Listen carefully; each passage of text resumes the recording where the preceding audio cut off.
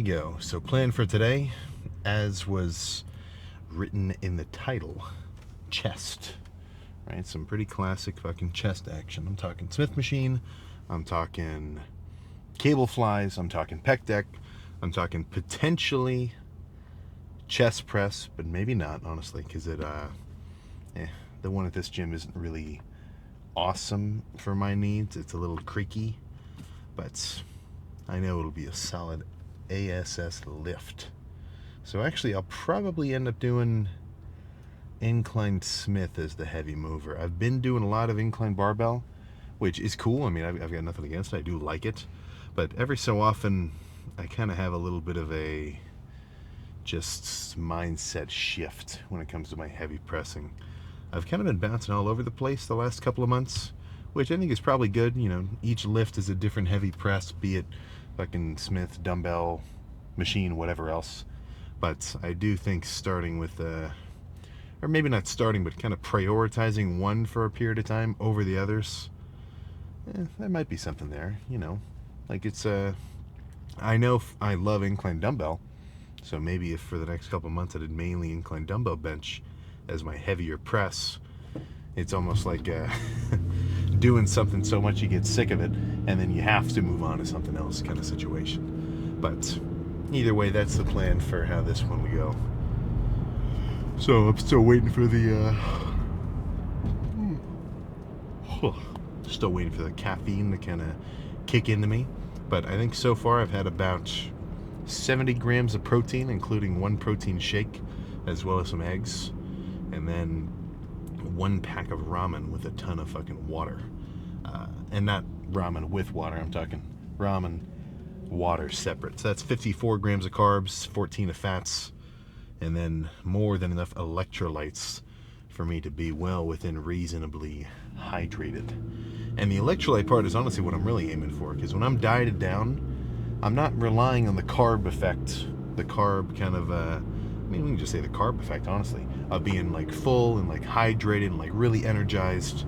Because if you're eating a ton of food, you really are in a different state than when you're in a deficit, right? Being carved up is not just a visual thing. I mean, physically, you're going to feel different. Your pumps are going to be different. It is just a different state of being. So if I'm not relying on having a ton of spare fucking muscle glycogen, filling up my pecs, my biceps, my tris, and everything else to run off of, then I want everything else to definitely be in order. Because it's like, it's almost like you're running your house off of, instead of the mainline power, you got a generator in the back. You want that generator to fucking work, right? So when I'm fully hydrated, I've got enough electrolytes in my system, that's one of the factors which will change some of my lifts when I'm dieting from good to bad, fun to like just tiresome. And you know, I'm not joking, it really does have a subjective feeling, or at least a subjective noticeable kind of feeling on just how strong you are, how much endurance you have on each of these sets. And that's not even just like, oh, I've got enough water in my system, whatever. Like physically, that's the process that's going on, which is making your muscles contract and, you know, release. It's like this potassium kind of osmosis kind of situation of different electrolytes passing in and out of different fibers. So if you don't have enough of those, then how can you expect to fucking perform, man? I mean, if you, in a way, having enough electrolytes and being fully hydrated, it's almost like being fully charged like a battery, right? I mean, a Tesla can whip like a 0 to 60 pull like a fucking rocket when it's at 100%. But if it's at 60, it doesn't have that same juice, you know? So that might be a little far of an analogy to connect, right? Fucking, you know, a person to a car. But there are little overlaps where thinking about things like a simple analogy really do, at least for me, it lets me kind of wrap my head around it. But as long as I've got a reasonable amount of pre-workout in my system, fluids in my fucking blood to facilitate as nasty of a pump as I can get, then the only thing that could possibly stand in my way is if everyone and their mom came into the gym today to do chest and none of the machines were open. But even if that were the case and it was like insane, I could just say, all right, let's go to the Anytime, let's go to the Planet Fitness instead. that's I know that's not the case. So how about we just run in there, get started, and find some kind of heavy press. But I think Smith.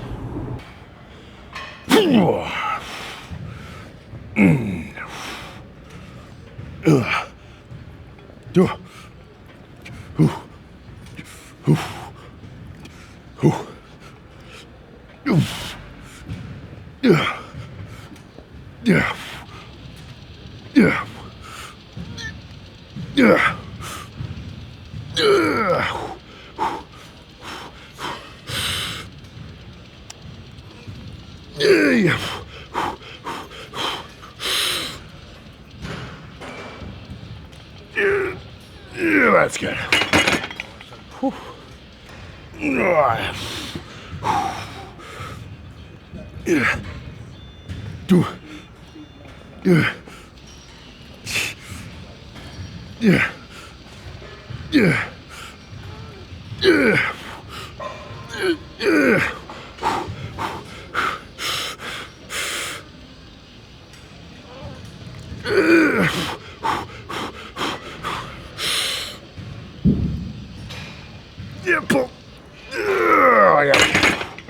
Pull. I think some bent over cables press will be perfect. Shoulders back, very squeeze focus as well.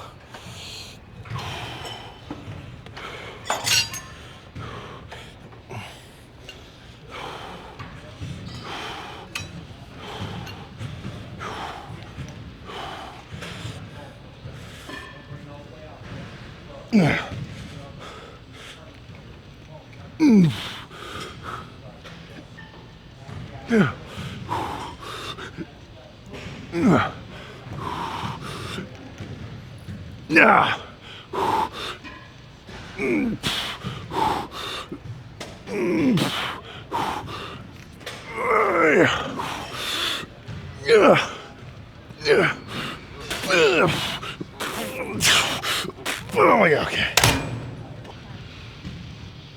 Yeah.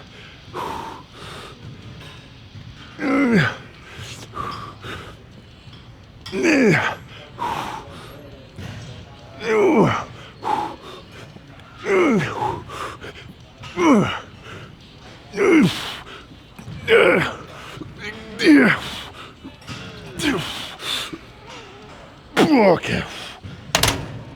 Ooh. Oh. One more, a little lighter. And then let's move on to some kind of cable fly or something.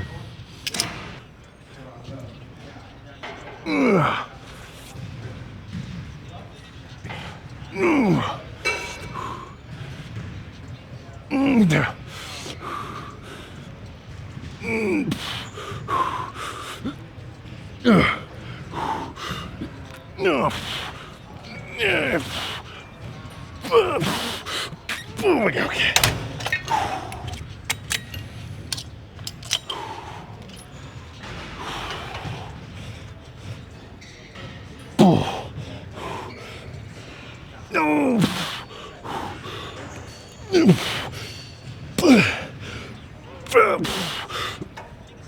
Okay. All right. Let's go do some flies. This will be a pretty squeeze-focused set of flies. Potential for a drop set, but I'll have to see how the first portion feels and go from there.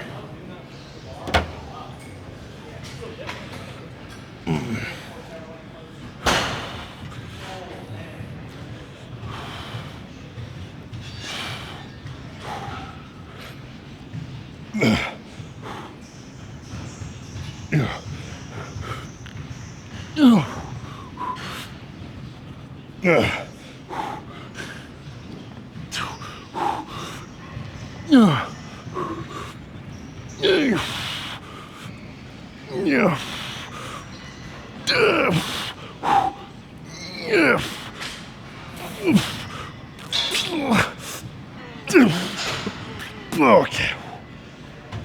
Oh my God. Okay.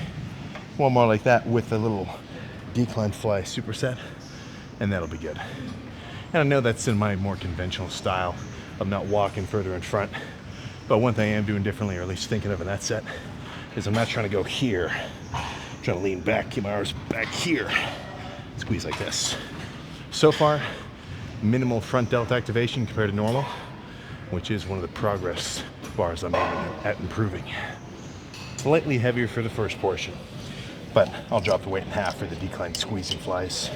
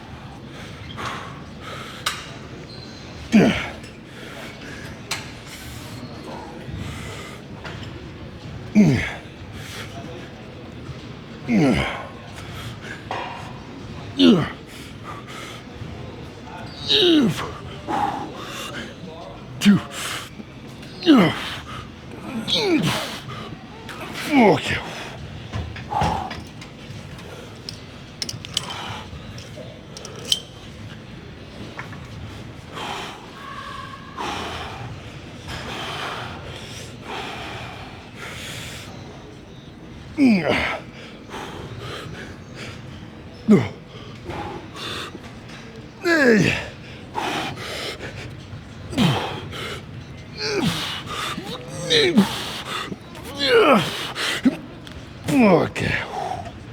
Okay. All right.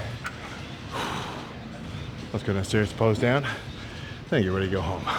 Good job. Okay, that should be just about freaking perfect. Yeah, there we go. Actually, might point you a little more to the left. But chest fully pumped. And on a day where I'm especially bad with keeping my shoulders back on my pressing, because right here, a lot of chest. But when I suck my shoulders here, it's like so much fucking front delt. I haven't really working on that. But today, very minimal front delt activation. Before each one of those sets of, each one of the sets of incline bench, barbell, my sort of pre-lift ritual, sitting down, suck my shoulders back so it looks like this from the front, not so much like this, but reasonably fully fucking pumped. Now let's just see if that claim is actually accurate, which, let's just say, spoiler alert, I think it is. So, considering I've only had like fucking 90 grams of carbs today, this is fucking cool. So, steadily getting leaner. If I had calipers, I'd be able to take a little stomach pinch, and every week it would be slightly smaller. In a couple of months, maybe 2.5, or not even 2.5, 2 months max, my stomach skin should be similar thickness to what my arm's skin is right now. And by thickness, I mean like the amount of body fat in between muscle and skin, which kind of blocks all your sort of striations and all the fancy stuff underneath. But let's see how some of these poses look.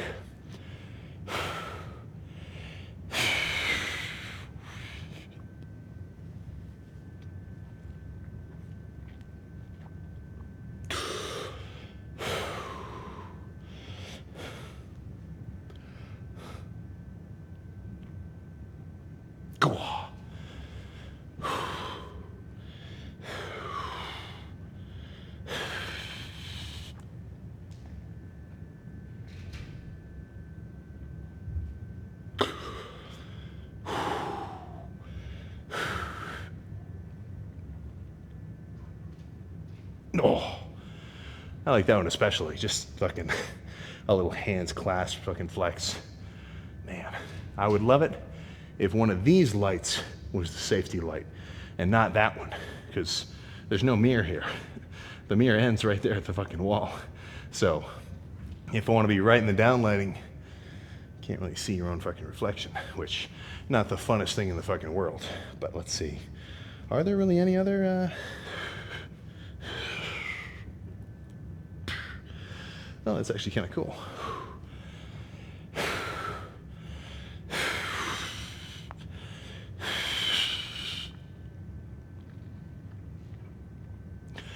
Oh, but as these few weeks progress, this is where a lot of the freakiness is going to show up.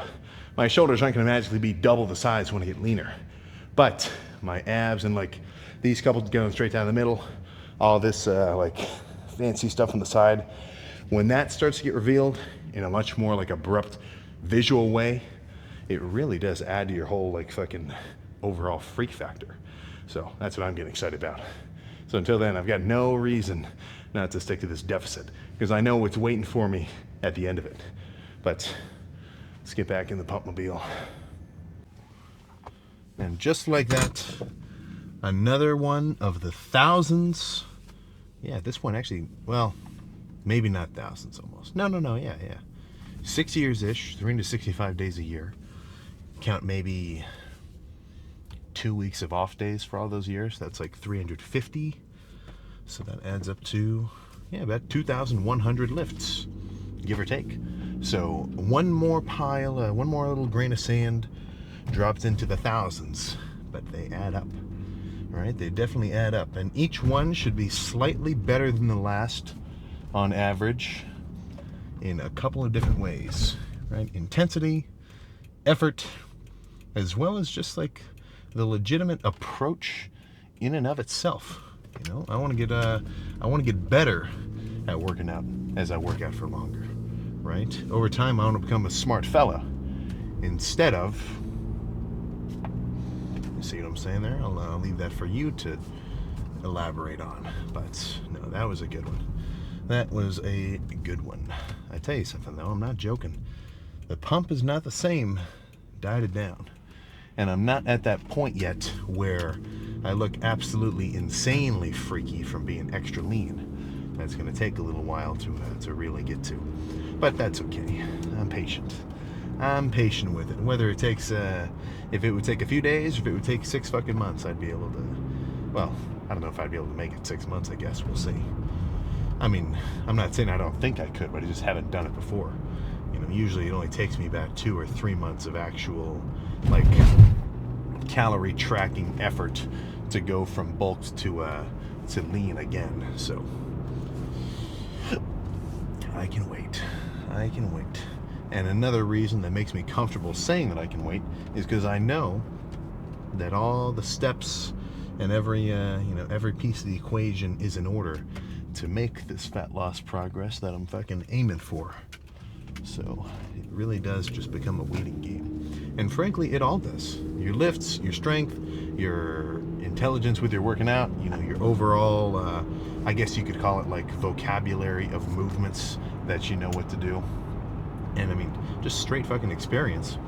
Every lift, as long as you're actually kind of applying yourself, even just a little, is going to add to your overall fucking character building of yourself as a lifter. You know, it's not might not help you with your calculus 2 test or anything like that. But lifting wise, the more you do it, the better you'll get at it, the more you'll probably like it. And then those 3 phases just repeat for, frankly, as long as you fucking want. Or at least as long as you're, as long as you're into it, barring random injury or anything else. But frankly, that should not stop you either. You know, I'll get some comments where it's, you know, somebody hurt their leg or whatever else, and it's like, oh, I haven't been in the gym for a little while. Dude, unless you had like a spinal situation where you're really like, you do need to be bedridden rested, I think get as much weight exposure as you can manage. And by that I mean, like, you know, if out of nowhere a goddamn plane flew out of the sky, crashed in my car, smashed both my legs, dude, I'd still figure out a way to come in and do some chest. Now that's of course that's a completely unrealistic situation, but maybe more realistic. You pulled something pretty bad in your leg. Maybe you had to get a patella kind of surgery. Let's say you're an impact sports kind of guy. You know, you like tore your ACL. Somebody hit you sideways. Just because that part of you is out of commission doesn't mean as a as a functional organism you now suddenly need to slow it all the way down. Frankly, I think that's going to put you in a bigger state of having to recover than if you try to just do some upper body work in between, you know? So what I mean there is, like, if for whatever reason I had to, you know, put off anything upper body for a while, let's say my left shoulder got freaking obliterated, you know, and I was in a sling, dude, you're still going to catch me doing leg extensions and seated leg curls. I might not train one side of my body and not the other. That would kind of kill some of your symmetry. So like if I had like an arm thing, I wouldn't just do a right arm day. I would kind of let that other body part relax. But it's going to keep up your metabolism. It's not going to slow your whole system down. And then you're going to still be exposed to the weight. And frankly, you'll just be you'll just be funneling in and out more energy. Because if you're working out more, you're going to be eating more food, burning more calories. Your whole process of healing, I think, is going to fucking improve, man. You know, staying active is a pretty seriously simple approach to just making sure everything's fucking working. Right? I mean, I like making references to, you know, like our dogs and our pets and stuff, because we look at them pretty objectively. You know, if you got one dog who's running around all spry and maybe he you know, he hurts his foot or something, or hurts his leg, he's probably going to come back a lot quicker than the guy or than the dog who's a little bit overweight. You know, he's not running around as much, not getting as much exercise. You know, I mean, we look at that so simply, but when we think about ourselves, it's like, oh, dude, my knee's wrecked, bro. I can't come in and hit back today. I can't come in and do like a light squeezing arm day or something, or do like seated curls and stuff.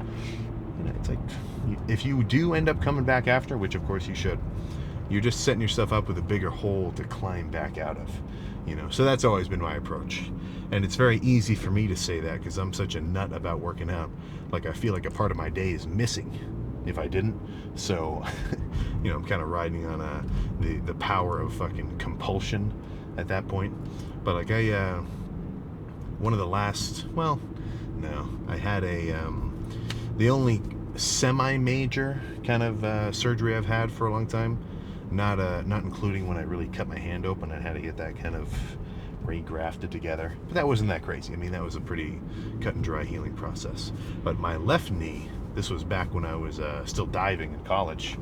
I had like, it was almost like a part of the cartilage inside of my, you know, inside of my meniscus, or the piece that was on the outside of my femur, where, like, imagine this is my thigh bone and this is the end of it. It's supposed to be nice and round with cartilage, very smooth. A piece of that had like broken off, and it was like just a little kind of hollow indentation where I got an MRI. They said it was from a lot of constant impact when I was younger, probably all the gymnastics and stuff, or just like messing around as a kid. I mean, we would jump down like a flight of steps in middle school, because like, just to see who could jump the furthest, and then like you land and kind of roll. It was just the dumbest shit ever. But essentially, instead of looking nice and smooth like this, I had a piece that was now like jutted out. The guy said it was like having a piece of gravel in your shoe that and it somehow popped out. I like slipped, but I had to get that removed. A little I think a little orthoscopy or something. But of course that day, and I think a couple days after, I did let it chill. I think I got a picture of me like playing Counter-Strike or something while my knees all wrapped up. I was only like 200 pounds at the time, but that took a while. I did have to let that recover a little bit, but I wasn't out of the gym for too long. You know, I mean, I could still do chest, I could still do back. I just had to work around having a little bit of a hobble for a while. But that was actually pretty lucky, because there was no tendon damage, no nothing else. Like, the guys pretty much said I could walk the same day, like, you know, put weight on it. So I kind of lucked out there. I was really nervous. I like tore one of my like ACLs or MCLs or whatever else, because that's really what it felt like. It felt like a pop, but I guess it was just a little jolt on my sort of internals. But other than that, I've been all right. And knock on wood, I am certainly not asking for trouble. I'm actually kind of trying to adjust my training now so that I'm never in a position to really get hurt. That's one of my new values, one of my new tenets of my training, right? Obviously, go hard, improve over time, but in the process of doing that, don't hurt myself, because that's not taking a step forward. That's not even taking a step in the, you know, sideways and not really moving. That's taking a step back, and depending on how serious that is, that could be many steps back, you know. So it's like, what's better, an exploded quad, or potentially, you know, getting a 1 rep max on squats, which will not really improve my quads at all. You know, it's just, that's easy for me to say now. But when I was younger, I mean, I've done some fucking 1 rep maxes on bench and squat. You know, I remember when 450 was my 1 rep max on barbell squat. I remember doing that one time. and I never 1-rep maxed at all. Dude, risky. 2 fucking syllables there. Risky. But if you train like that, like a power lifter, it's a little different. You know, it's not really a risk because that's what you're used to being exposed to. My main gripe with going for any kind of weight-based my main gripe with going for any kind of weight-based PR in the gym is the fact that if that's not the training that you're used to, if you're not used to that rep range or that much tension, then you really are kind of asking for trouble, I say. But I'm not your dad, though I think I am here for at least a little bit of advice. I mean, I was about to say decently, no, I'm a pretty damn experienced lifter by now. But in no way does that not mean that I can't get more experience and get more smarter and get smarter over time. That's up there, right? I mean, if you go from fucking 6th grade to 8th grade, or you're a freshman to a senior, you're supposed to get fucking smarter over time. It's just the nature of things. But solid chest pump. I'm getting really excited to see some chest veins again. So that's gonna add to my willpower to not stop at Sheetz on my way home from the gyms and grab like a tub of cookies and cream Ben and Jerry's and essentially teleport it inside my gut within the time frame of about 0.02 seconds. Because I know I want those chest veins, I want those shoulder striations, I want those quad feathering, and actually by the end of this, I'm not talking just regular leanness. I'm talking like glute striations even. You know, no glute spread. So if you're curious there, yeah, keep waiting. But that is how lean I am aiming for at the end of this dieting phase. So I've got a while to go, but on a good ass track. So when we go home, edit this together. I'm going to start editing the day before so I don't end up posting these really late. I'm going to try to start doing these at a more frequent time so that it's not such a sporadic upload schedule. But other than that, everything's going fucking well, man. The only thing that's getting to me now is I kind of want to get some more UV exposure. I feel like I'm getting a little pale, but it's getting cold now. You know, I don't think the UV index even on a Sunday day is going to be higher than like 3. And I'm not really interested in putting myself in a tanning bed.